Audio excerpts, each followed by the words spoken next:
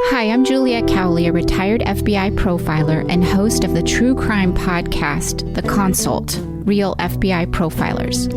If you're fascinated with true crime and criminal profiling, then join us as we discuss real cases and examine the behavior exhibited before, during, and after the commission of the crime. You can listen to The Consult wherever you get your podcasts. It's as close as it gets to being in the room with the FBI's Behavioral Analysis Unit.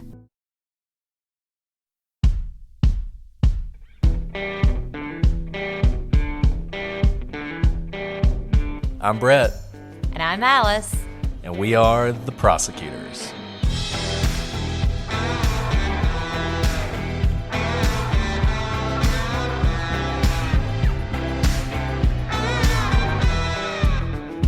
Today on the Prosecutors, we continue our look at the case of the Isdal Woman.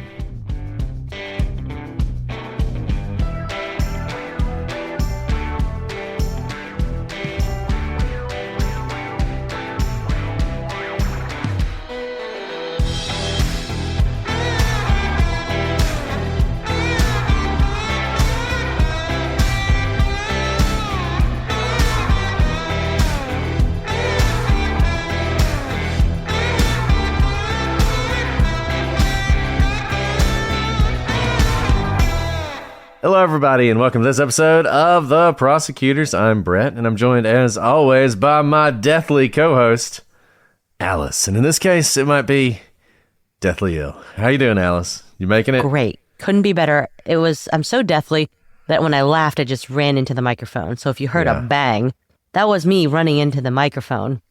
But I feel great. Alice's commitment to this podcast. She is here. She's ready to record. You know, will she make it through to the end? We don't know, but we're about to find out, right? Okay. You know what? It's either me or Isdal Woman. That's right. Okay, well, today, I thought we might finish this episode. I'm now not so sure because we got so many great emails from people. We have all this stuff we want to share with you. Of all the things we've done, of all the cases we've done, this is the one we've gotten the most feedback on. And I feel like this is just, you guys are wonderful. It's just wonderful to have all of you out there, and you've provided so much insight. It's crazy. So I'm just going to... Best use of crowdsourcing. I mean, seriously, it's just great. Like, I'm really... Some of these stories and insights are just incredible. Anyways, so we got several different listeners who wrote in. We're just going to read what they wrote. I'll start with one of the first ones. I'm not going to use names because, you just never know if people want their names mentioned or not. So we'll keep it anonymous. Okay, so this first one has an awesome family, by the way. Like, what a cool life she must have had growing up, but I'll read it to you. My father was an archaeologist, and in the 1950s, before I was born, in a taxi cab during a dig at King Midas's tomb, which is already, awesome. That was an awesome, I don't know if that's literary or actual. I think it's actual. That was a really good way to just kind of put it in as a parenthetical. Just sticking in there. Yeah, I feel like this person could write a book. Anyways, my mother, an artist, accompanied him on excavations. If my recollection is correct, she often used modeling clay to make impressions of artifacts. The clay did no harm to these ancient finds, and she could use the molds later to sculpt and draw the pieces accurately. My mother no longer went on excavations after I was born. I think my unconventional arrival might have had something to do with that. But she continued her archaeological drawing, so it's likely my father made molds of the objects and brought them back to facilitate her work. Not only did the molds capture details in the objects that a photograph couldn't, they also showed the image in relief. One of my mother's drawings hangs in the Metropolitan Museum of Art, where it accompanies an artifact from one of my father's expeditions. He was, for decades, the curator of Near Eastern art at the Met, which just already, that's awesome. That's so incredible. Like, we don't even have to talk about Isdal Woman. This is just this is just really neat. Anyways, so she keeps going. This memory naturally made me think that the molding clay in the suitcase was most likely used to make molds. And if we run with the idea of the Isdal Woman having been a spy, my mind goes to keys. A mold could quickly and easily be taken in modeling clay and then a key made from the mold. There are, of course, a number of reasons to make copies of keys. She stayed in many hotel rooms, and maybe she or someone else wanted access to these rooms in the future without asking for a key. Or perhaps she made copies of other room keys or suitcase keys or things other than keys. She also had a scalpel, which sounds like an artist's tool for working with clay. The spoons, too, could have been used in this process. My mother made our baby handprints in clay, and you can see our fingerprints in them. However, my understanding is that the Isdal Woman didn't have a large amount with her, so if not keys, perhaps coins, official seals, or any other smallest objects with raised images would be good guesses. I can hardly be the first person to have thought of this, but maybe it will open another way of thinking about this or make sense of something else. Thank you so much for what you do, and especially how you do it. Takskal Duha, which sounds like, should be like pledging your loyalty to an ancient Egyptian deity, but it's actually how you say thank you in Norwegian. So we'll go with that. But it's really interesting. And, the modeling clay, there's so many aspects of this case, and we talked about this throughout. There's so many aspects of this case that are intriguing and that make you wonder and that make you think about what's going on here. And just all those objects that she had in her suitcase, the modeling clay is one of them. And so I thought this was a really interesting email, and I wanted to read it to you. So there's that. Alice, do you have any thoughts on modeling clay before I move on to the next one? Yeah, so when I heard of the modeling clay, my initial thought, of course, is, oh, keys. But it almost seems too obvious. And instead, what she said in her email here was really interesting. The whole seals, and not so much coins, but remember, she is seen talking with like Navy men, people who, and there's maybe some question about whether she's in these same cities while super secret military operations are happening, where insignias that are very detailed can convey a lot, but mean nothing to anybody else. And one detail off could give you away, right? Like the number of stripes, it's not a language, so you can't find it in an encyclopedia, but it could give away whether you're supposed to be somewhere. And so if she's meeting with these people for brief periods of time in public places, say for dinner in a public restaurant, why they're not talking, perhaps she's just pressing a seal into a mold and that's all she needs it for whatever reason it may be. But that seems to me like, oh, okay, there's a lot of detail needed very quickly for whatever purpose. And she is seen with these people often not talking. And I always thought it was strange that she would be meeting with these people if it were for spy purposes in public places.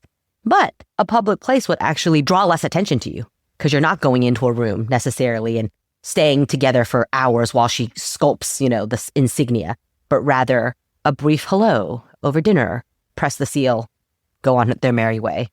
And if it was something that you needed some sort of copy of or some detail of, the advantage is you can have the object, make the mold of it, and then replace the object. And so the person who owns the object or controls the object, they may never even know that you did it, right? Whereas if you stole it, obviously they would notice that it was missing. So I think that's a really interesting thing. And obviously we can't know what she used it for. There's tons of speculation.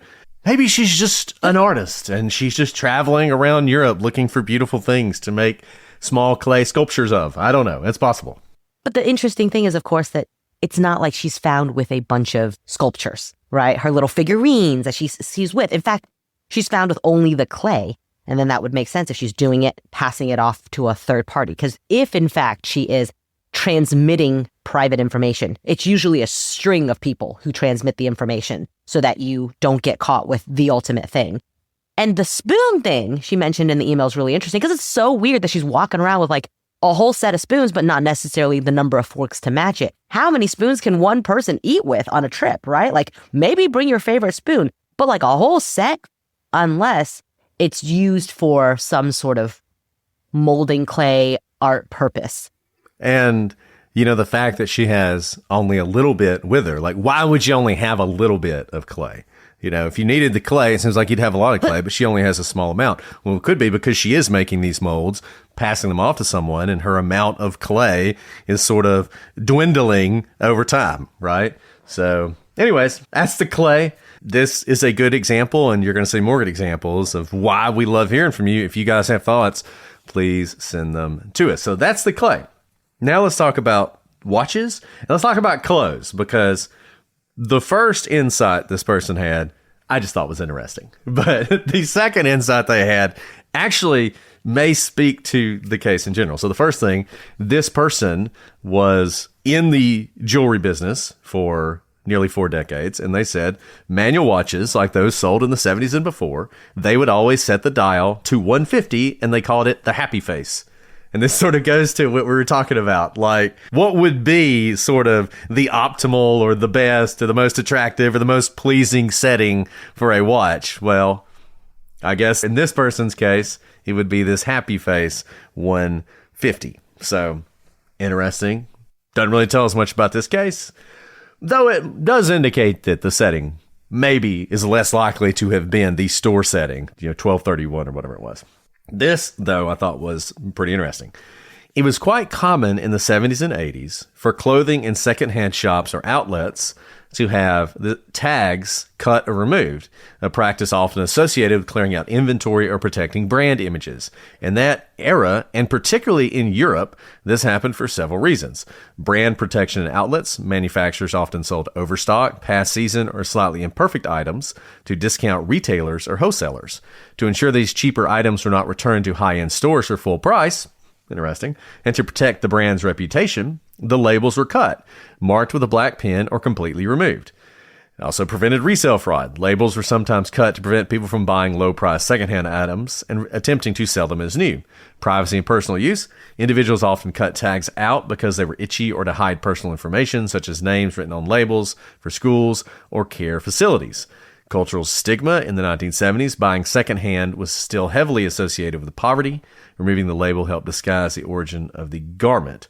While some collectors today see this as frustrating, finding cut label clothing from the 70s is a hallmark of how clothing was recycled, discounted, and sold during that period. So that's fascinating because we've assumed, or I've assumed, Alice pointed to a few possibilities on this, that the reason you would cut this off is to prevent people from knowing where you got the clothes. And there certainly seemed to be things that she did to conceal her identity. We've been through some of that. But maybe the clothing itself is not as important a factor as we thought it was. And by the way, as soon as this person said this, it pinged in my mind that like this still happens, except usually the tag's not cut. If you go to like Nordstrom's Rack, for example, if you buy name brand clothes, oftentimes the tag will have like a black marker through it.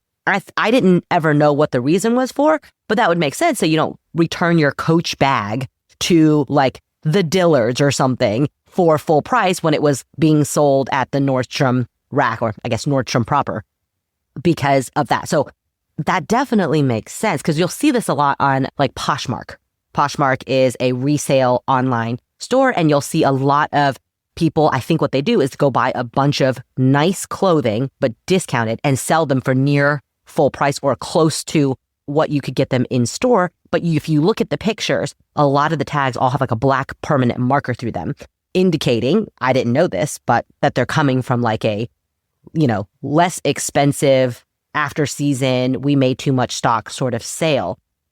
But what this says about her, if in fact this was not her removing the tags, but rather she's buying secondhand, is that it may be she's trying to dress in a higher society than she actually belongs in. And so she may not be able to afford the fur coats and the fur hats and the fur scarves. Who can, by the way? But she needed to dress in those societies to blend in. And so in order to afford those, she had to go buy them from less expensive places. And this kind of fits, right, with how she presented herself and how she was described by people. She was described as elegant and well-dressed and well put together, but she's not staying at the nicest hotels. She's staying at mid-range hotels, so nice hotels, but not really nice hotels. And when she would go to those mid-range hotels, she would ask for the cheapest room they had.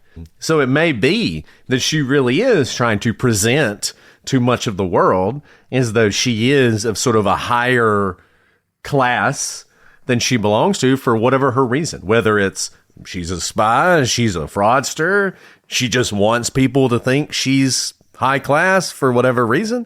I mean, there's all sorts of reasons one might do something like that. So and I thought that was interesting. I mean, in the 1970s or today, I would think that people who are perceived to be in a higher class may just have access to places that quote unquote commoners can't, right? Maybe access to certain clubs, certain dining places. So if she's having to meet like officers, they may not just let in any riffraff from the street. But if you look the part and you're a woman, maybe they're not going to ask too many questions like, ma'am, do you belong here? But if you have a fur coat on and you're walking in to meet a captain, maybe they won't ask why you're there if you look like you belong. Okay, we have even more. This is so great. crowdsourcing at its best, like I told you, from another listener. This person said they were just listening to episode 2 of Isdal Woman, and the maps that all have 16/6 on them, this person says it's a price, most likely UK pre-decimal currency. So that price would be 16 shillings and 6 pence. In other words, you'd say 16 and 6. Decimal currency came in 1971 in the UK. So before you had decimals like we have today, you had the slash. So 16/6, I was thinking it was like stainless steel grade. But this person back in 1970, that's actually how the UK wrote out its currency amount. And I'm going to say this person, this is from Liz. I want Liz to know that, we're acknowledging this is from her. And this piece of information is so critically important to me. When I read this, it changed my entire perspective on this case. I'll get into that more once we get into our theories. But yeah, I mean, when we first saw this, we thought this is some sort of date. For some reason, June 16th is written on all these. And that doesn't really make any sense because it's all these different maps. But what would make sense is a bunch of maps bought from the same place have the same price on them. And these are all these maps she had of Scandinavia and of Norway. They all had 16/6 written on them. Now, I want you to take a moment and think about what that means. That means, if that's true, if this person is right, and this is an English pricing thing, which the timing is perfect for this, right? If that's true, then that means that when she was getting ready to go to Norway, when she was planning this trip to Norway, to all these different places, she wasn't planning it in France or Germany or Belgium. She was planning it in England because that's where she bought the maps. So she would have been in England buying the maps for the trips she was going to take to Scandinavia, which makes you think when she decided to go to Scandinavia, that's where she was. She was in England. And this is the first time that England has really come into this. We've talked about how she spoke some English, right? But England as this is where she was for some significant period of time. This is the first time we've seen it. So to me, this could be a huge piece of information giving us some background on this woman and some more detail about her travels that we didn't have before. And also the fact that if this is the price and they're all coming at the same time, this would suggest that home base before everything happened would be the UK as well, right? Because you don't need the maps after you've been somewhere. You do it in a planning stage.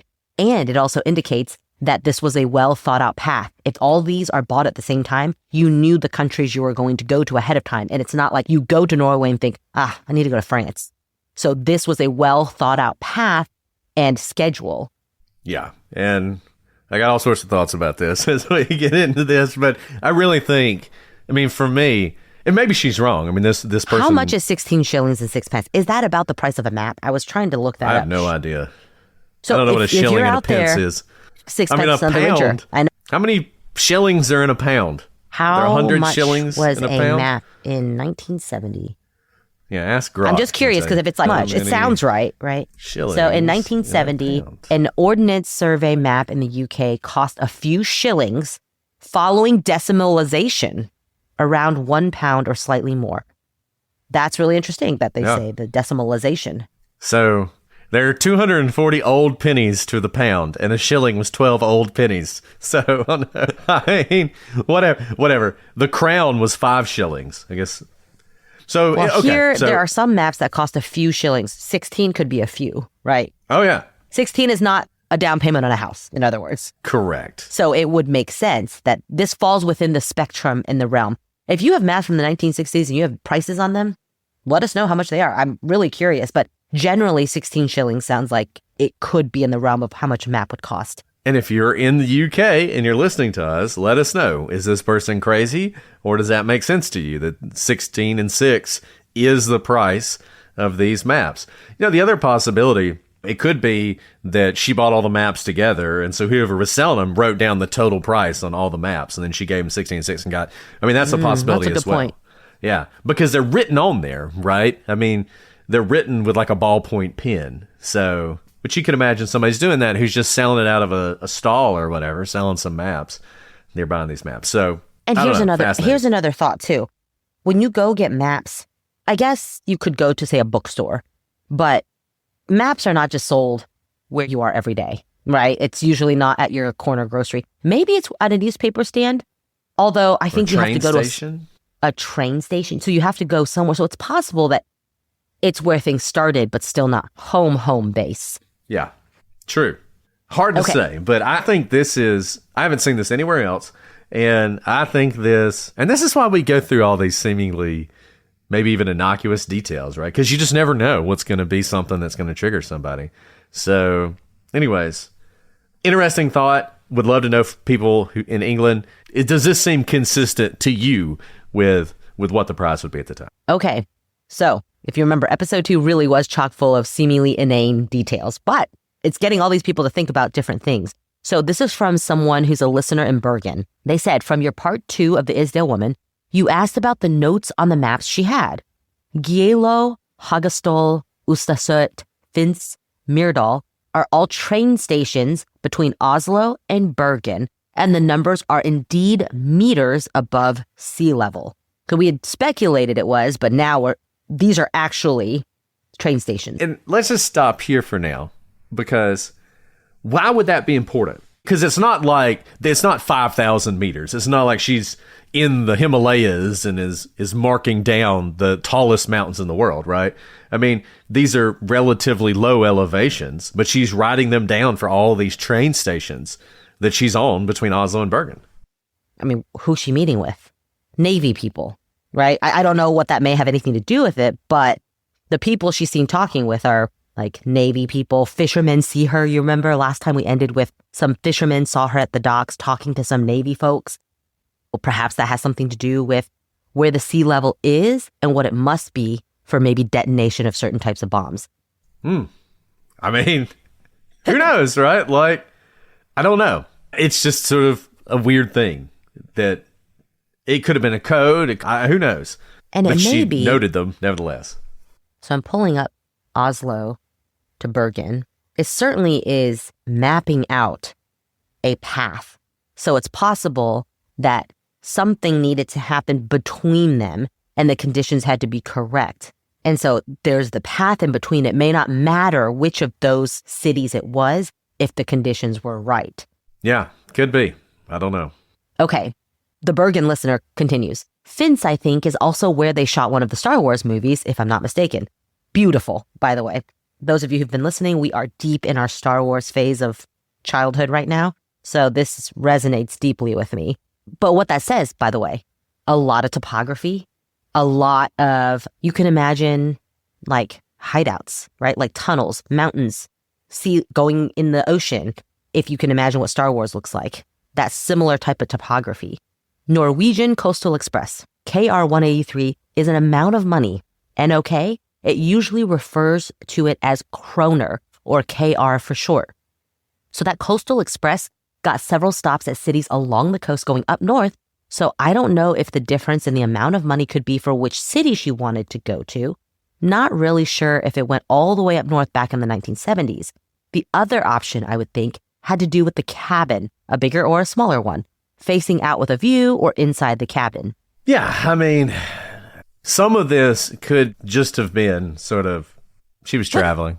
It doesn't necessarily mean anything. It doesn't have some big meaning to it, but it is all very interesting. Nevertheless, I got to think these trains are like incredibly scenic. Like I want to take these trains. Maybe they're not, but they just go to some beautiful places. I would think that'd be an awesome train trip. Maybe we'll go to Norway to investigate this case. That would be amazing. And we can write off our taxes. There you go.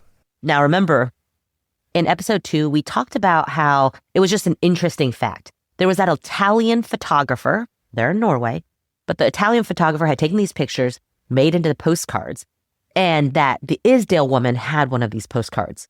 So this listener said, the Italian photographer with the postcard, I find more likely he was selling his pictures around the fish market to fund his living or traveling in Norway.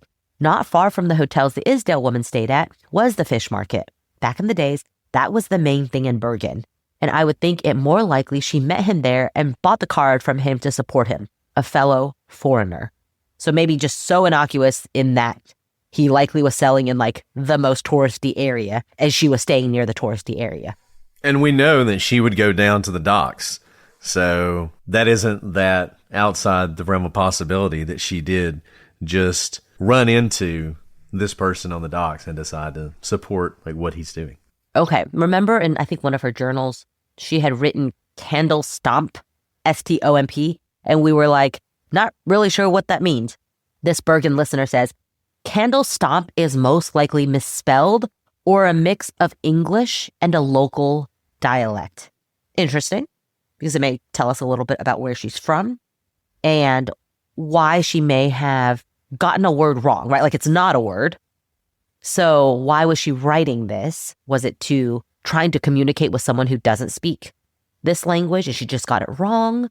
Is this, English is unfamiliar to her? Yeah, I mean, who knows? But good to know that Google was right. We don't actually know. That's not really a word, but it is a misspelling. She goes on to say, my city does not have a lot of random crime, and it never has.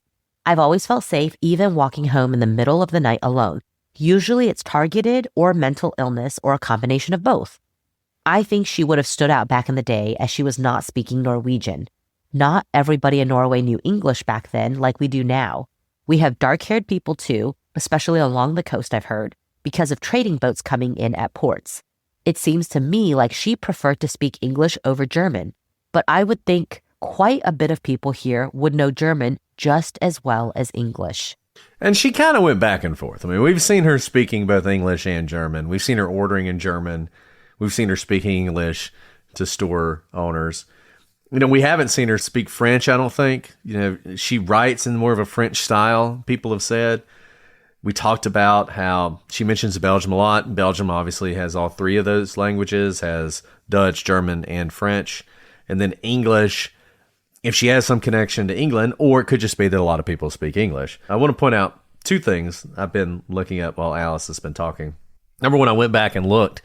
3 maps of map over Norway, all of them with 16.6 written on them, which makes me think that is the price.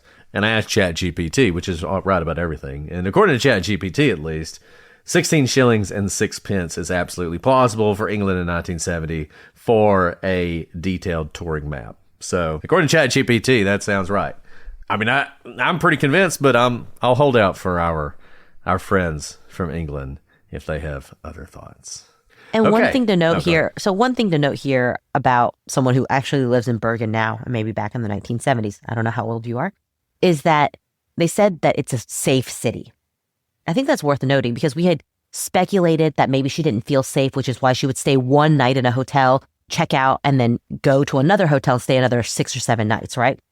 Maybe she thought she was being followed. So if she felt unsafe or she felt like she had to change around, it wasn't for the purposes of this being a high crime city. It had to do with whatever was happening personally, specific to her, not just because, for example, when I go to Manhattan now, Manhattan is different than it was when I went in college.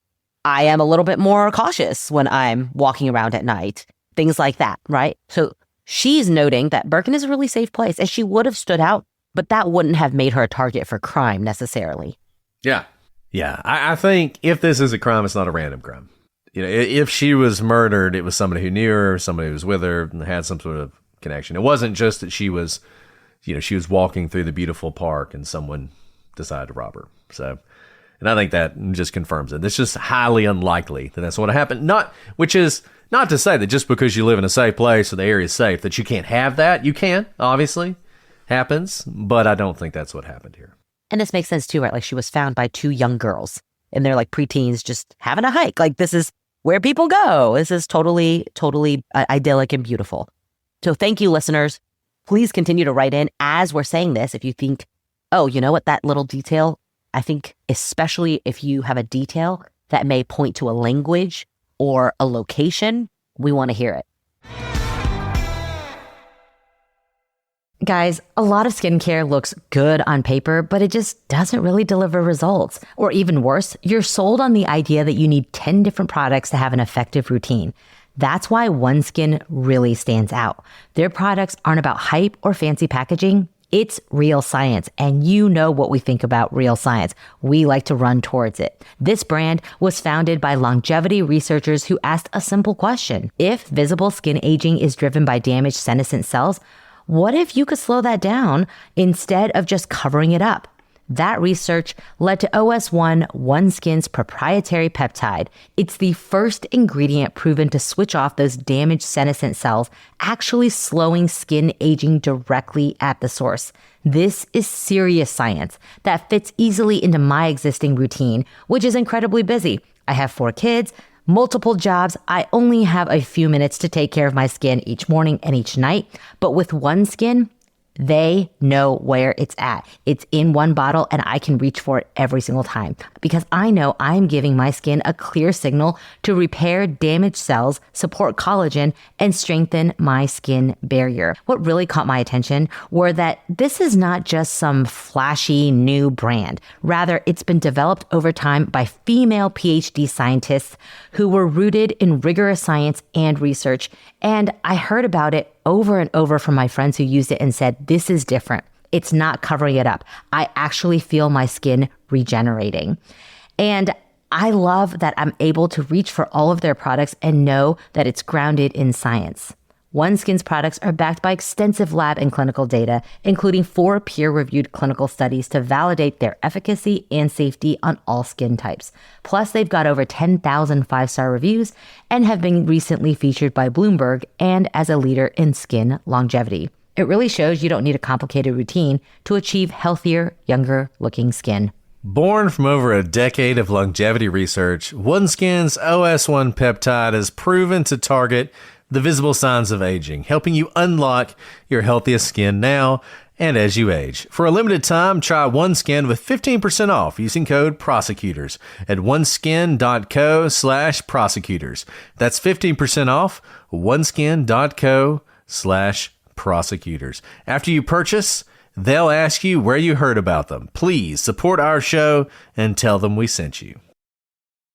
Guys, it's the new year, and if you're like me, you're getting into a new workout. And there's something about that new workout that just makes you feel unstoppable. But the problem is you're buying all this new gear, and that's not realistic. But when I joined Fabletics as a VIP, that changed. New VIPs unlock insane savings on their first outfits, so getting that fresh set boost is suddenly totally doable. I got 80% off everything. I thought I was going to be one of those too good to be true things, but no, this is real. The quality honestly surprised me. It's going to surprise you too. I mean, this is high-end activewear. I will tell you, this is stuff you could easily pay a couple $100s for. I put some of this on.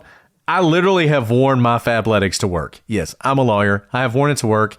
It is that good. I feel like I can wear it to work and then frankly just turn around and go for a run in it if I want to. You're going to see this as well. We're talking about joggers that keep their shape, jackets that are warm without being bulky, nice shirts, nice pants. I mean, this is a different kind of workout gear. It is going to help you get back into your routine, and it's going to help you with that new year fresh start, mornings, evenings that you are into now as you try and to get into shape, which is what I'm doing, and I'm glad to have Fabletics on the way. They've got over 2 million VIP members and more than 100 retail stores. When you join Fabletics, it's like joining a community people genuinely count on. It's true, Brett. I love my Fabletics because it's one of those brands that once you try it, you just get it. The value, the styles, the flexibility, that's the appeal of Fabletics. Fabletics already has incredible deals, and I've got an exclusive offer just for our listeners. Get 80% off everything when you sign up as a VIP. Just head to fabletics.com/prosecutors. Take a quick style quiz and be sure to select Prosecutors when prompted to unlock your 80% off. That's fabletics.com/prosecutors. Did you know that parents rank teaching financial literacy as the toughest life skill? That's where Greenlight comes in, the debit card and money app made for families. With Greenlight, you can send money to kids quickly, set up chores, automate allowance, and track spending with real-time notifications. Kids learn how to earn, save, and spend responsibly, while parents have peace of mind knowing smart money habits are being built with guardrails in place. Try Greenlight risk-free today at greenlight.com/trygreenlight. That's greenlight.com/trygreenlight.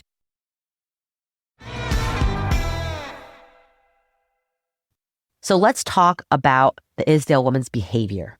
So the people who encountered Isdal all said she presented herself as elegant, sophisticated, and reserved. She was said to seem as though she had a purpose and an agenda. At her final hotel, the staff noticed that when she was in her room, she left a chair outside the door. And when she'd leave, she'd put the chair back in the room. Maybe kind of like a sign to somebody. That's what it seems like, right? Certainly. Like, why would you do that? It's one thing if you were putting the chair, like I think you've talked about doing this, or somebody talked about doing this, putting a chair up against the door when you're in a hotel room so that like if somebody breaks in, it gives you like a warning or whatever. Yeah. Well, that's not what she's doing. She's literally putting it outside her door. So if you're walking down the hallway, number one, you would know what room was hers without having to ask, right? And number two, you would know that she was there. So. And it's a little bit strange, right? Because you would think if you were in the room and you had guests, you would think you'd use the chair, right? So it's not even like, oh, I'm going to save some room and put a chair outside. It seems like if she's in there and someone's in there with her, she would keep the chair in. So it seems very much like a sign of her being in the room. Now, she did leave the do not disturb sign up at all times, though cleaning staff learned to enter when the chair was not present to clean the room, because she did stay in some places for an extended period of time. During her final stay, she was often seen going out wearing her rubber boots. When she returned, they would be muddy. So she was going somewhere where her boots would get muddy. And I'll just say, I don't think that was her first trip to the Isdal Valley. I think or Isdalen Valley, however you pronounce it. I think she'd been out there several times. I think this is evidence of that she was going out there. Now, why? It's hard to say. I mean, she could have been meeting someone. Maybe she was on a hike. Maybe she was on a vacation. Like, there's all sorts of possibilities for this that... Maybe she was leaving things out there. Maybe she was. Because there are so many, we've talked about this, there are a lot of things that she left behind, but there are a lot of things missing from it if, in fact, she's visiting lots of places, right? Maybe the molds. Maybe her, like, toothpaste, right? She had toothbrushes, but not toothpaste or something like that. Certain things, maybe she's, like, creating the environment. I mean, look, well, we're falling all the way down the spy rabbit hole here. Spies have drops, right? I forget the guy's name who was the FBI. He was the FBI agent. He was a spy. He had like a specific park bench where he would leave information that then the Russians would come pick up, right? So it could be that this is an area, it's innocuous, it's a place people go, but it's also a place where if you left something, somebody's probably not just going to come across it. It's not that well traveled, so maybe you could have something like that. And that's pure speculation, but hey, we're sort of in the speculation business at this point in this story, so maybe that's a possibility. Okay, so the age-old question, where was she from? During her stays, the Isdal woman would describe herself as French or more commonly as Belgian, though she used a term on one card, Belgisch, that just isn't correct. She wrote in German, but her German was in some ways idiosyncratic and betrayed errors that had led many German speakers to suspect that German was actually her second language, although others have said this could have come from breaks in her education early in life. Some described her as Oriental-looking, but in Norway at the time, like we said, this just might have meant that she wasn't blonde-haired and blue-eyed. She smoked long cigarettes that were not available in Norway. They were, however, common in France, Germany, Austria, and Switzerland. Now I'm curious, were they common in the UK? I know, it's a good question. I mean, I don't know. I feel like the UK was the kind of place where you could get a lot of different things, so maybe. That's a great question. Now, we know that she went to all these different places. I mean, I think we placed her all of these places except maybe Austria. I think we placed her in Switzerland at some point. She had some Swiss francs. She was obviously in France. She was in Paris at some point. Germany seems like somewhere she had been. So she could have just picked these cigarettes up at any of those places. Someone does make a really good point, though. Like, why, and we've said this before, even decades later, people remember this woman. And so, first of all, why did people remember her so well? And second, if she was in fact trying to be a spy or fly under the radar, she failed because everybody noticed her. She's James Bond if she spies. You know how James Bond, he just goes, everywhere he goes, he's like, James Bond's going to infiltrate the secret lair. And what does he do? He shows up in a tuxedo, and when somebody asks who he is, he's like, Bond, James Bond. It's like, well, okay, well, we know who's here now. It's Mr. Bond, right? James Bond is not the Bourne Identity, right? He is always just as flashy as he can be. So Maybe she wanted to be like James Bond. I don't know. But she was as flashy as she could be. Now, look, that could be in some ways a cover. Don't underestimate that. Just think about like the noisy, rude American, right? If you're in Europe, you've all seen like the noisy, rude American who stands out because they're wearing their hat backwards and their sunglasses and their shorts and their tennis shoes and they're like getting drunk and doing all this other stuff. You don't actually notice that person. You say, I mean, you might remember them, but What you a would never doofus. think You wouldn't care anything about about them. Yeah.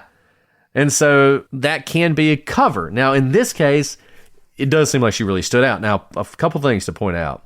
Woman traveling alone in 1970, unusual. Still unusual to some extent today, but certainly in 1970, unusual. She does look different. She is wearing nice-ish clothes, though maybe they're secondhand. She is not attempting to blend in. That is definitely true. For whatever reason she's doing it, she's attempting to stand out, and she is.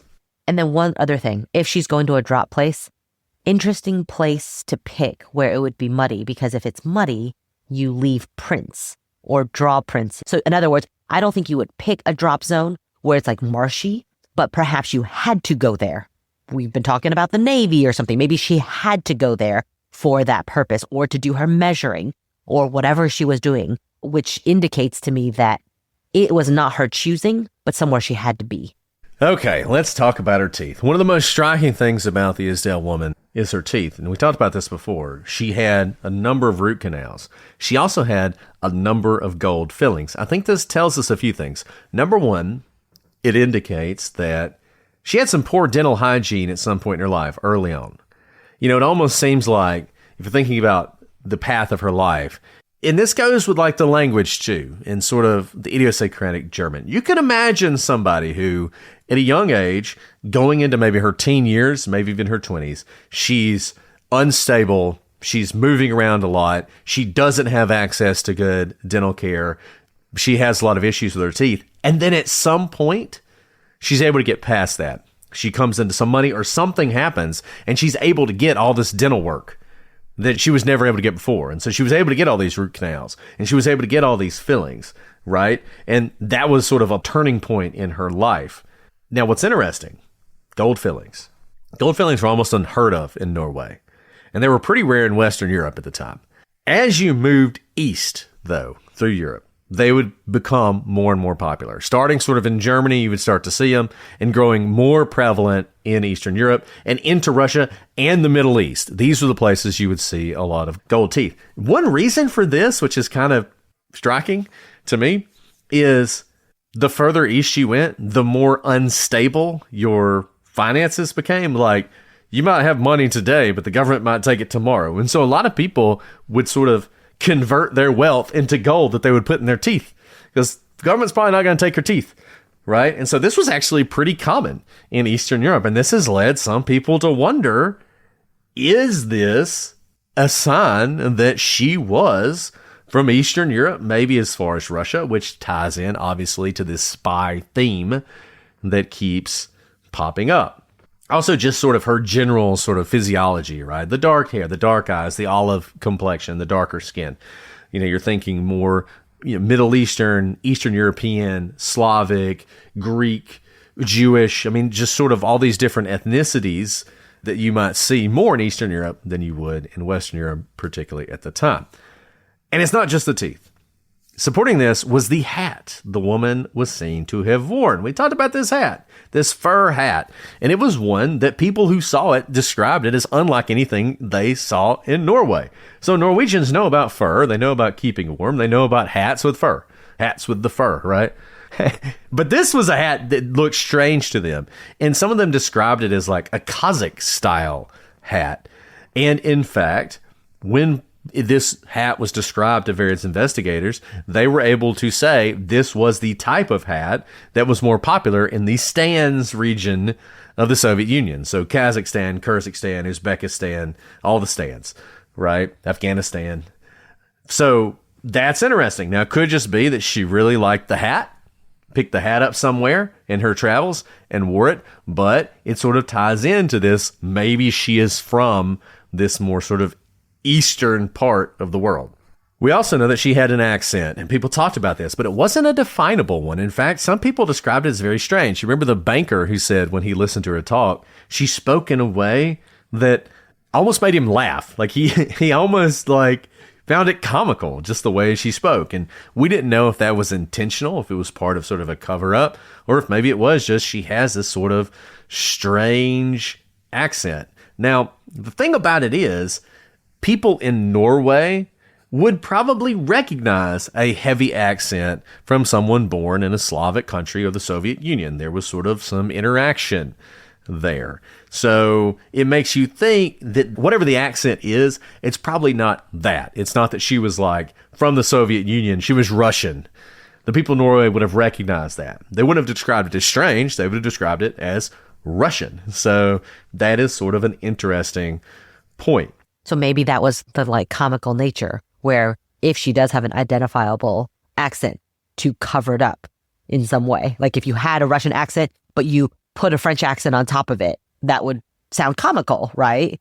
Now, on the other side of all this, some people have said, if somebody in Norway saw a fur hat, they automatically thought Soviet. They automatically thought Stans. So maybe it wasn't actually that. It was just sort of a prejudice, right? And that these hats were actually fairly common in Central Europe, which is further east. I mean, we're still talking Eastern Europe, communist bloc countries, but maybe not as far east as some people have suggested. But I will say this, the gold teeth, the hat, maybe even the accent, seem to push her further east, whereas other things we've seen, her style of writing, her German, seem to push you further west, seems more Belgian German and, you know, Alsace and Lorraine region of France, which went back and forth between Germany and France and had sort of a weird German and half French. And you could imagine somebody who grew up there, maybe.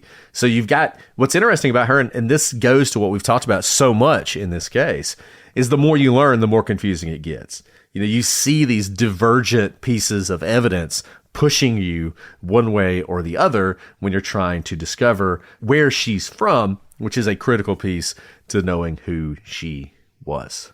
And finally, DNA. The DNA was extracted from tissue samples after a preserved jaw proved unuseful. It was run through databases, but no hits came back. And mitochondrial DNA, however, gives us some general information. It gave us her maternal lineage, which was most commonly from Central and Southern Europe and the Mediterranean basin. This line is incredibly common in Central Europe. It's possible to do genetic genealogy, but there are a few problems. One, Norwegian law is very strict, and uploading her information would require some sort of legal change. Second, because she was likely born during World War II and likely a refugee of some sort, the relevant genealogical databases are uneven with massive gaps. So given everything we know, her most likely origin is like Southern Germany or Austria. And let's look at her teeth again. Because we look at her teeth again, it's going to push us more in that direction. So in 2017, investigators had her teeth and jawbone analyzed using isotope analysis, which is a form of DNA analysis, chemical analysis, basically how your teeth form, the isotopes in your teeth, and various other things. And I'll say one thing about this, which is fascinating. So this kind of analysis is super accurate if you were born after the 1950s. And the reason for that is because of all the nuclear bombs that were tested. So this is a rabbit hole you can fall down. Once we detonated a nuclear bomb, we changed the isotope structure of the world, basically. So like steel from ships that sank before we detonated a nuclear weapon is incredibly valuable because it doesn't have the isotopes from these nuclear blasts, right? Same thing for your teeth. Your teeth, you know, sometimes people like to say things like we're all stardust, right? Because like the various chemicals that make us up are from stars. We're also nuclear bombs. We have inside of us these atoms and isotopes that are only created when you detonate a nuclear weapon. So you can use that fact to like date people really easily with these isotopes. If you go before the first nuclear detonation, not as accurate. You can still do it, but not as accurate. This was done on the Isdal Woman. And it did give investigators this huge insight into her background. Recall, the autopsy said that she was probably born around 1940, which would have made her 30 when she died. Well, that's not what her teeth told us. Her teeth told us that she actually probably was born more like 1930, or maybe shortly thereafter, in Nuremberg, Germany, because these isotopes are more prevalent in certain areas. So when you see this, you can say, okay, this person was probably born in a certain area. So she was probably born in the early to mid 30s in Nuremberg, Germany, which would make her somewhere between the ages of, say, as old as 44, because she could have been born in the 20s, as young as 36, because once again, this is not a perfect process, so she could have been born later in the 30s. But this pushes her birth back into just the most unstable, insane period you could possibly be born. Because what happened in 1933? The Nazis came to power in Germany. Nuremberg was their spiritual home. The Nuremberg rallies and the Nuremberg laws were important things that were going on in Germany at the time. And if you were of a certain background, say several backgrounds which might lead you to be darker complected, for instance, Romani or Jewish, or maybe you're just a political dissident and you're in Nuremberg in 1933 when the Nazis come to power, you might consider doing something like moving west with your child who is going to start off in Germany and then move westward as sort of things develop throughout the 30s. I'm going to read to you how this isotope analysis is described. So the isotope analysis determines the chemical compounds of some very specific elements, strontium and oxygen. These two elements are absorbed by the enamel in the teeth from what the person was eating or drinking during the time when the teeth were formed. Because the teeth were formed in both her early childhood and her teenage years, the expert could actually tell that the Isdal woman relocated at some point during this period. So they see in the bones, the teeth that are formed in early childhood, they see Nuremberg. But what they see from the teenage years, they're seeing the border areas of Germany. They're seeing France, they're seeing Luxembourg, they're seeing Belgium. And in fact, if you look at the map of where these various isotopes were present, they were also present in England.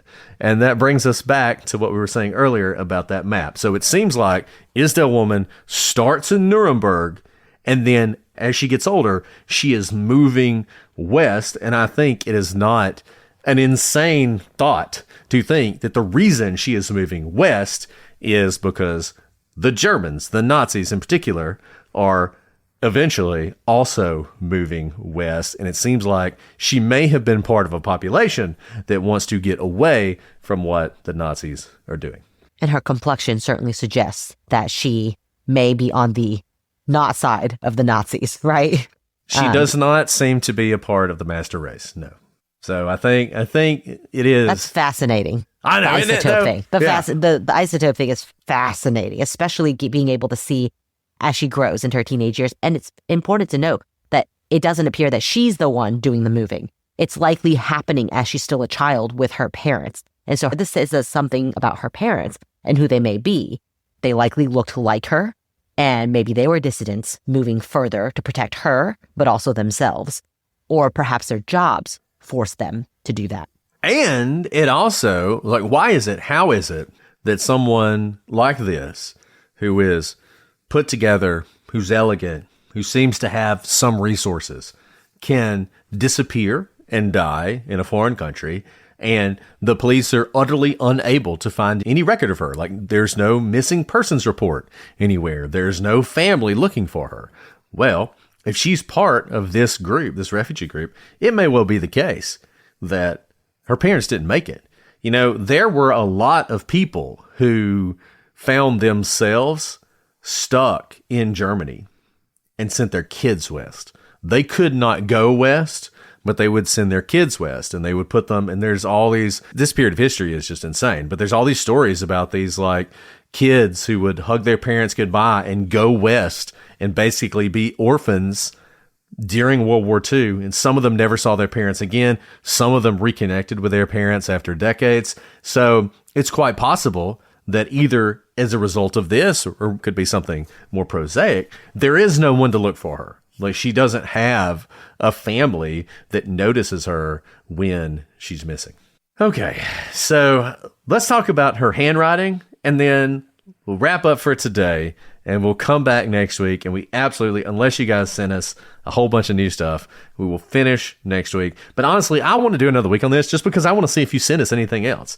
You know, this is, so often we're so far ahead that we don't get this kind of like, as we're doing it, feedback. So we're going to do another week on this. And frankly, I don't even care if y'all are interested in this. I'm totally fascinated by this case. Like, I am totally into this at this point. Who is Isdal Woman? I know. think we need It's shirts. Yeah, it's wild. Okay, let's talk about her handwriting, because this ties in with what we've been saying. Homes.com knows when it comes to home shopping, it's never just about the house or condo. It's about the home. And what makes a home is more than just the house or property. It's the location and neighborhood. If you have kids, it's also schools, nearby parks, and transportation options. That's why Homes.com goes above and beyond to bring home shoppers the in-depth information they need to find the right home. And when I say in-depth, I'm talking deep. Each listing features comprehensive information about the neighborhood, complete with a video guide. They also have details about local schools with test scores, state rankings, and student-to-teacher ratio. They even have an agent directory with the sales history of each agent. So, when it comes to finding a home, not just a house, this is everything you need to know all in one place. Homes.com. We've done your homework.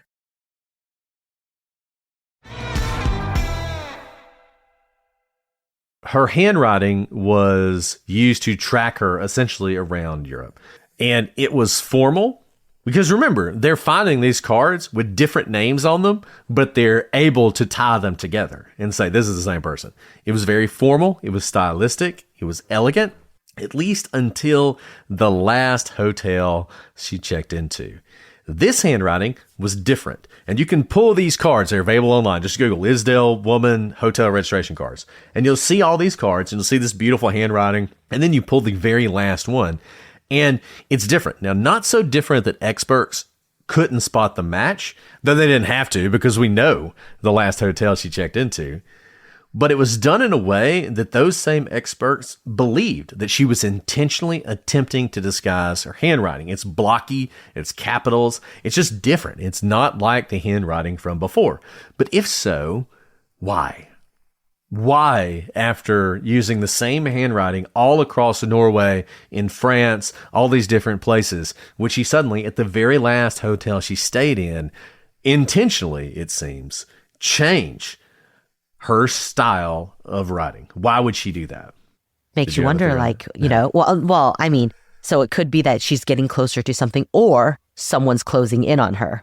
And maybe that's how she met her end, right? It may not have been her last hotel intentionally. It was just her last hotel because whoever was on her tail was closing in. Very good point. The other thing about her handwriting is it indicated that she was educated in France. There are various things about her handwriting, including like double crosses on T's, that indicated that this was the way you would be taught to write in France, possibly in Alsace and Lorraine region. And this might account for some of the idiosyncratic German. Remember, we have the isotope analysis, which indicates she was born in Germany, perhaps near Nuremberg. Then we have the analysis that indicates she moves to the border of France, and she may have done this in the early 30s. And recall, this would have been a child growing up in a very difficult world, particularly if it's her, you know, by herself. Like, imagine her parents did send her west, right? So she doesn't have the influence. Most of us, it's crazy. You listen to kids speak and you hear their parents, like you hear the little things. Like, I'm sure my kids will pause strangely and say interesting and everything else, right? And it's because they grow up around me and they're learning how to speak around me. And the fact that they go to school and learn how to speak correctly, it's not enough to overcome the fact that they listen to me, right? That's just part of it. Well, if you have somebody who initially learns to speak German and then moves west and learns a different language and is taught in a different language, I mean, you can imagine, even if it is their first language, they have some idiosyncratic. I thought there was like a tease that you could add on the end. Idiosyncratic tease. Idio somethings. Yeah, I'm sounding more idio as I go. Now, one thing I'm interested in is I speak one language. It's not really English. It's some version of English. That's the only language I speak. Alice, of course, along with her many talents, is multilingual. And I'm just curious, Alice. I mean, you grew up, you spoke Mandarin in the home. You've been back to Taiwan. You've been back to China. Has anyone ever commented on the way you speak as opposed to people who grew up in those places? Absolutely. So it's really interesting because I'll get a few. People are like, yeah, I certainly don't have the dialects of like Shanghai and Beijing where I've visited, because those are very thick like dialects that you have anyways. I can make myself sound like it, but because I have almost no accent, it's the lack of accent. It's like I learned it in a sterile environment, which I did, that everyone kind of turns their head and they say, where are you from here? Because my Mandarin is good enough that they're like, you're from here, but I can't place you because I can't place your dialect because it's so sterile. And then vice versa. Taiwan knows that I'm not from China because my dialect is not from China. But this is really interesting. They know that I'm from the United States based on how I look. So haircut, the way I dress, rather than the way I speak. And so when I was younger and I would spend like all summer in Taiwan with my cousins, I would start to look like them, right? Like I would wear their clothes. I would get a haircut there. So I started to look like I lived there. And then people would still look at me and think there's certainly something slightly off with the way I spoke, that they couldn't place it. And so, yes, the answer is yes. Here's the other thing. I don't know if this is the same for other pockets in the United States of people who grow up speaking another language, but in like an American speaking country. So I went to school with a lot of ABCs, American born Chinese. So we all spoke Mandarin in the home and we spoke it pretty fluently. We all went to Chinese school together, some more fluent than others, but like we definitely spoke Mandarin. And sometimes to like annoy our teachers or our other friends who didn't speak Mandarin at school, we would speak Mandarin to each other just for fun. I always noticed, and I don't know if I also have it, but I don't think I do. But my friends who are all Americans who grew up speaking Mandarin in the home and speak English fluently, we definitely have an accent in English that I can hear someone talk and know that they're at ABC, that they were born here. English is their first, second language, whatever, simultaneous language. So it's not like they have bad English, but the way they say things, I can recognize as a fact that they speak Mandarin in the home. I don't know if that's the same for other pockets. Mandarin is obviously so different than, say, a Romance language as compared to English. So I do wonder if other people have that. And we can all look at each other and know it. I would be like, because, you know, a lot of Asian people, we could speak different dialects. So it's not, I can't tell if you speak any other Asian dialect, Korean, Filipino. This is specific. There's a lilt if you speak Mandarin.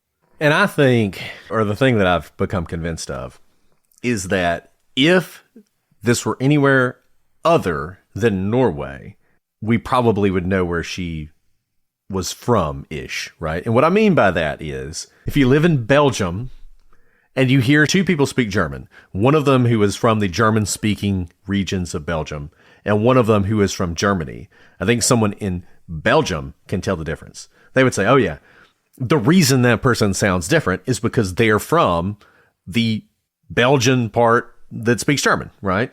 And same thing for like someone who's German or someone who's from Switzerland as opposed to Germany and speaks Swiss German or whatever, right? Or French in Paris is probably different from French, once again, in Belgium or in Luxembourg, right?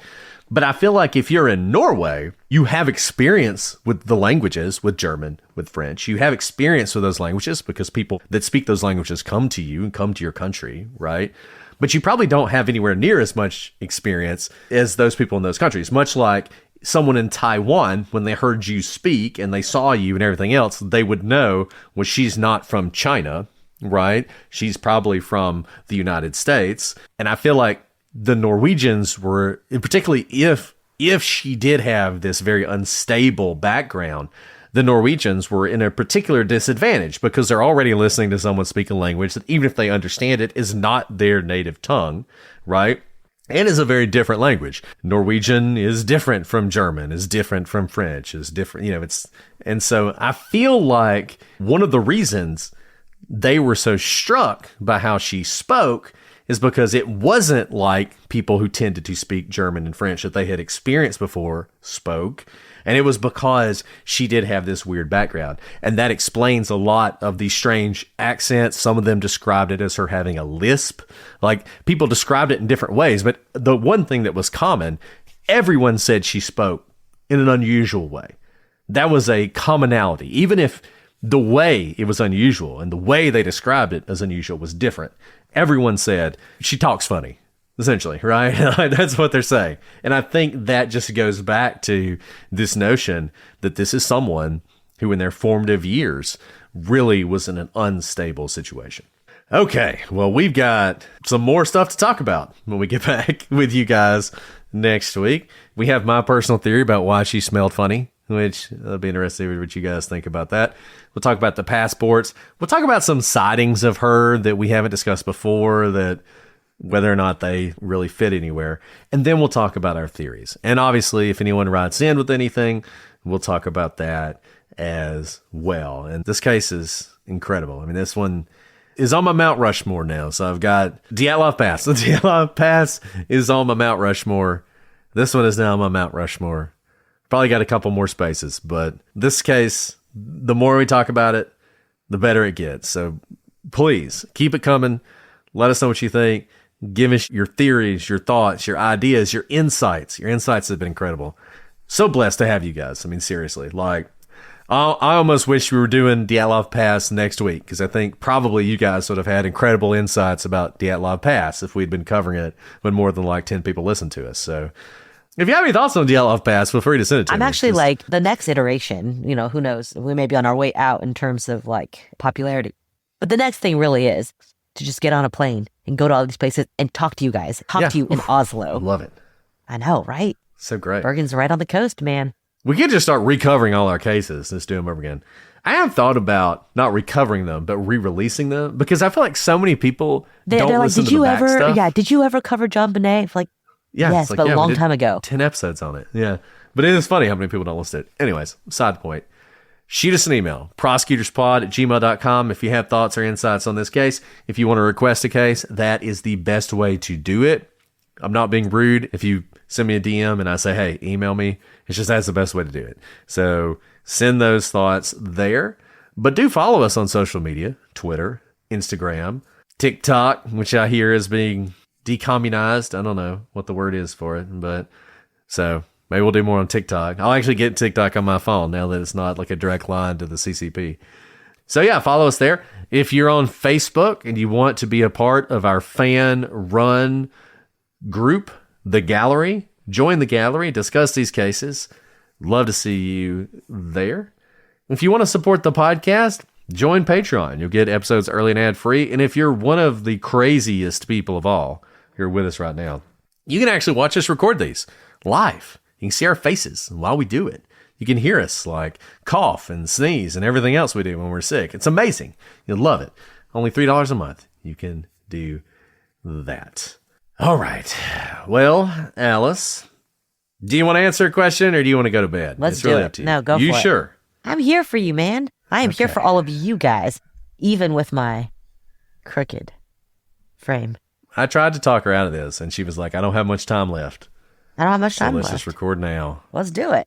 So I'm like definitely on my way still down. It's not like I'm feeling better. So I think Yeah. tomorrow will be worse. I just got to say, Dedication. you remember how when COVID happened, COVID like came in early 2020, March was really when it broke in the United States. But then there were all those people who said like, I got really sick in November or December and nobody knew what it was.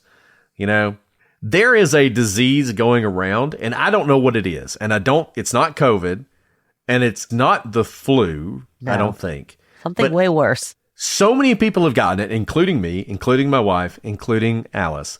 And it is a respiratory illness, and it lasts forever. Forever. It's the forever thing. And one of the things it does, which is so annoying, is like you'll wake up and feel good and think you're good, and then the next day you'll have a terrible day. Like, it's not like you get better on a constant trajectory. It messes with you. Yeah, it's like you get better and then you get worse. And you get better and you get worse. And I don't know what it is, but so many people I know have had it. So everyone I know is like down for the count. I used to like get sick for like 2 days a day. I know. Now I get sick for like 7 days, 10 days. I'm like, what is this? I don't know what it is. What's this malarkey? And like, it doesn't kill you like COVID did, but it's like, it just does not I don't know. I feel pretty let bad. go. Yeah. I felt as bad as I did when I had COVID, but even COVID didn't last as long. And just, I still, You like, still have even a cough. now. I can't breathe deeply. Like, yeah, that's rough. a weird thing. You know what I mean? Like, if I breathe too deeply, I start coughing. Anyways, let's answer this question. Let's still alive today. How often, this is from Allison. Allison wants to know, how often does your podcast life come up in your day-to-day life? Like, do coworkers reference it? Does the grocery store clerk go, hey, the prosecution has arrived, or something like that? Or is it so integrated into your life that no one outside of CrimeCon or similar events even really says anything anymore? Hey, here's the prosecutor. I wish they would say that to me. I get no special treatment in my life. Oh. Do you? I mean, I don't know if I get special treatment, but it comes up regularly, It does. my experience. So I've moved to a new city, and I'm sure, because I Google everyone, so I think a bunch of people Googled me before I moved here. So more people here know about the podcast than actually where I lived previously, because people already knew me when we started the podcast. So like, I don't typically Google people that I am friends with already. So I think because I'm new here, everyone Googled it. Most people will not say it to my face, but like I told you guys how my kids' teachers on like the Meet the Teacher Day were like, so we hear you have a podcast. So that happened. And then someone else said it to me at a school event. I don't never know what to say though. Like, yes. Yeah. Like, my kids and I were getting olives at the olive station at the grocery store, and someone came up and was like, are you Brett from the Prosecutors? And I was like, yeah. And so we took a picture, which my kids got a huge kick out of. With somebody randomly. And like, I'll be at events. People don't do that to me. Maybe because they're afraid they're going to scare me. Maybe. I'll be at like various events, and I'll notice people sort of off in the corner. They're always off in the corner, like talking and looking at you, like funny. And I'm always like, okay, I know what that is, right? And eventually one of them will walk up and be like, are you Brett? Do you have a podcast? I'm like, yeah. So that happens. And yeah, I mean, and I'll say this. So we've said this before. We didn't tell anybody in our office we're doing a podcast. We didn't tell any of our family we're doing a podcast. It was totally, we're going to do this. And if it's terrible, we'll never admit we did it. We'll just deep six it. We'll never admit we did it. Exactly. Now everybody in the office listens to it. Like, every single person in our office listens to the podcast. Which No. Is like, one of them, cringe. One of them had to go to Arkansas for a case, and they texted me, and they were like, I'm driving through West Memphis, and I just feel like such a connection to this place. And I was like, yeah, you should stop and investigate while you're there. But yeah. And then sometimes, like, I remember one time I was at this conference for like national security prosecutors, and somebody introduced themselves to me. And as soon as I opened my mouth, they were like, oh my God, you're Brett for the Prosecutors. And I was like, yeah. That's funny. So that's what's funny, because a lot of people don't recognize us by our faces. Because we typically don't record. Yeah. Yeah, you open your mouth. But you have a more distinctive voice than I do. And people don't come up to me who have like no connection to me for the most part. Before they did, like at the pool. But like for the most part, someone will not come up to me at the gas station. Probably because they think I'm going to like poke them in the eyes. I probably would, because I'm like, stranger danger. I'm still waiting for the day that someone on a jury. I know. And it says. Then we might have to really hang up our trial. Do you know either one of these lawyers? I'm just waiting for someone to be like. And then it's very esoteric. Like, what is no? Like, they probably know us really well, but I don't know them. That's true. Yeah. So anyway, so that's the answer to that question. And it's fun. I mean, I'm sure it's super it gets fun. annoying at some point. You know, It doesn't because we're not that famous. If we Well, were not for really us. famous, it'll it never would get be. annoying for us. But like when I see John Taffer on the plane, which happens all the time, weirdly, like I never stop and say, I love your show, right? Because I'm sure so many people say that to him and he gets sick of it and he just wants to be left alone. So I just leave him alone, right? And I'm sure like people who are super famous, more famous than we would ever be, we're podcast famous, which is like 3 people know who we are, right? Like, I'm sure it gets annoying for them because they can't do anything. They can't go out. They can't have a pizza. They can't have a beer. Like, they can't do anything without people knowing who they are. We're like at the perfect place. People send me bourbon, you know? It's great. People send me gummies. Yeah, gummies. We got some Great. candles recently. I got to give you your candles. People always sending us stuff. It's great. You guys are awesome. It's like the perfect thing. It's the perfect level. We're not B-listers. We're not C-listers. We're like D- listers. Exactly. But it's We're perfect. way down there. We could totally have our lives and enjoy it too. We still get to be like somebody. I won't even say who it is because I don't want to like. We have Allison Sweeney, who was awesome. who was DMing me about Isdal Woman. Has some interesting thoughts about Isdal Woman. You know, she's awesome. We had another actor who sent us an email, and it was so cool. I was like, "This is so cool." I was starstruck.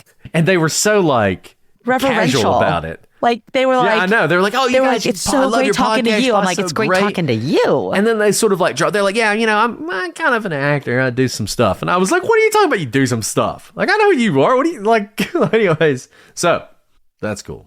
Yes, it is. I hope he comes on.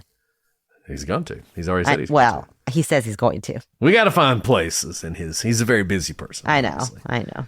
So, anyways, all right. Well, thank you for that question. If you leave a 5-star review on Apple, you can write your question and we'll answer it. If you leave a 5-star review on Spotify, send us an email and we will answer it there. Actually, before we go, someone sent me, and I think it's a pretty straightforward question. Someone sent one today, so I'm just going to go ahead and answer it. If you have a moment, don't die on me yet. I'm not dead yet. Not dead Not yet. Not dead yet. Not Bring out dead your yet. dead. Okay, let's. You can tell a story while I'm doing this. If you want to. I'm alive.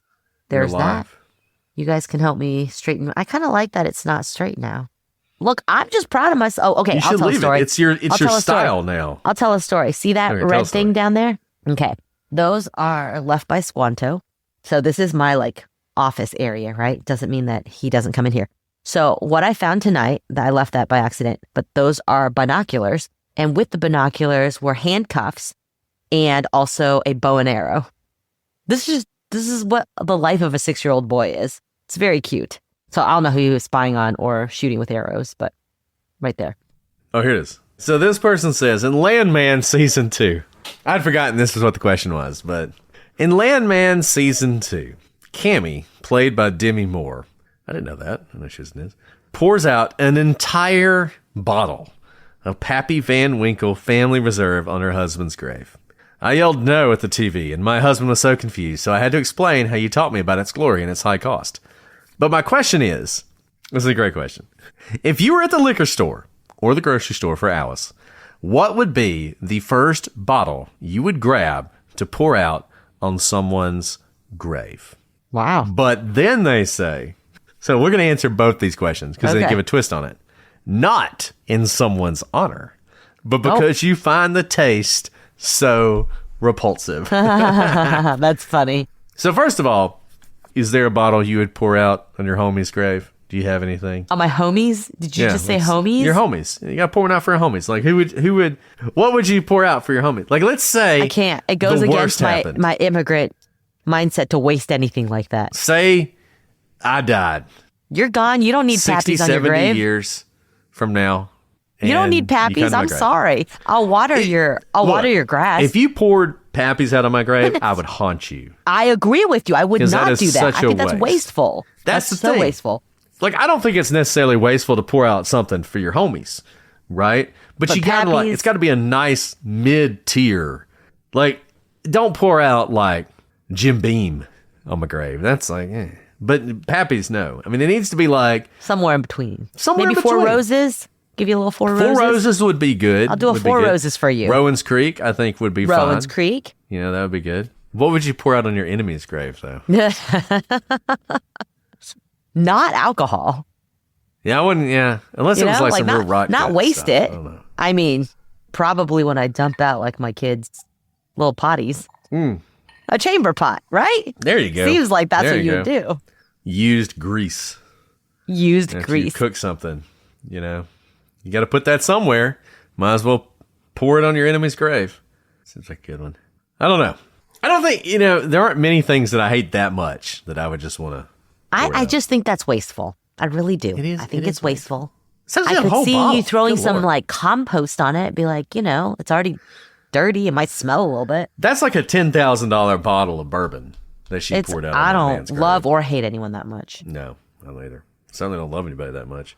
Okay, well, this has been great. Alice is dying, so we're going to go ahead and end this for now. Next week, last episode of Isdal Woman, so have your theories ready. Unless you guys send us a lot. I know. We're getting through it next week. Have your theories ready. We can't wait to hear what they are. All right, Alice, this has been a pleasure as always. We'll be back next week with a conclusion of this story. But until then, I'm Brett. And I'm Alice. And we are the Prosecutors.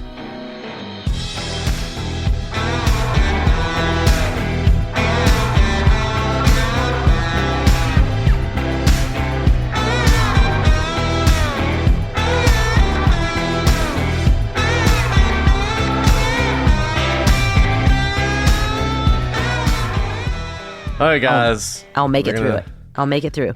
We're going to get this Can't be show on the road. better. I know. They're like, what is happening? Why are we starting on time? Alice is going to die I'm not going to die. I'm just Any not going to minute. get better. any minute. There's a She's going to difference. drop dead. So we said we need to do this so we can. I don't know that we're going to get it done today anymore. I thought we were, but I don't think we will. It's some interesting many- info, though. I know. Okay. People have interesting things to say. Jason, good luck with this edit. Alice is sick. I feel like I'm getting sick. Sorry. It sucks. No. I know. Okay. All right.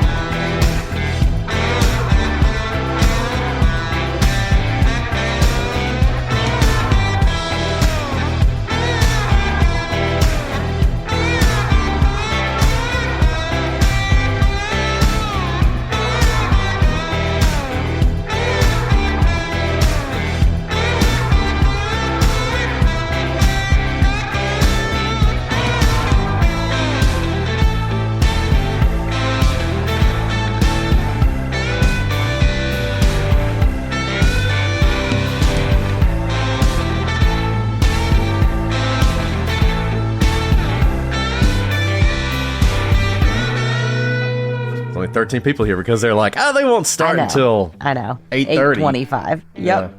All right, here we go. I'm not going to breathe too deeply. Don't breathe too deeply. Just, you can do it, Alice. You can do it. Oh, shoot. Sorry. I need a word for you. I forgot. It's okay. Let's see. Let me go.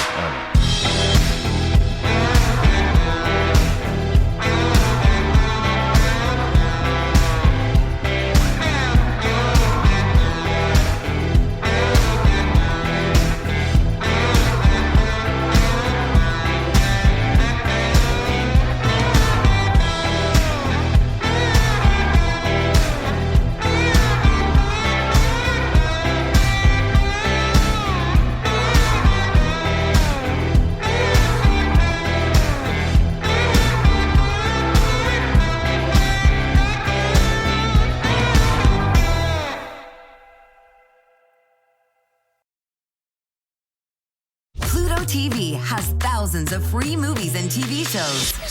If I'm lying, I'm dying. This is the mindset. Free. This is the mantra. Free. This is the mindset. With movies like Interstellar, Dreamgirls, and Gladiator. Are you not entertained? And TV shows like Survivor, SpongeBob SquarePants, The Fairly Odd Parents, and Ghosts. Pluto TV is always free. Huzzah! Pluto TV. Stream now, pay never. Having the right people in your corner for life's biggest milestones makes all the difference. Like a friend who's there when you're house hunting or checking out a new ride, State Farm is there too, helping you choose the coverage you need. With a State Farm agent, you know someone is there to help you along the way. And with so many coverage options, it's nice knowing you have help choosing a plan that fits your needs, so you can continue celebrating all of life's milestones. Like a good neighbor, State Farm is there.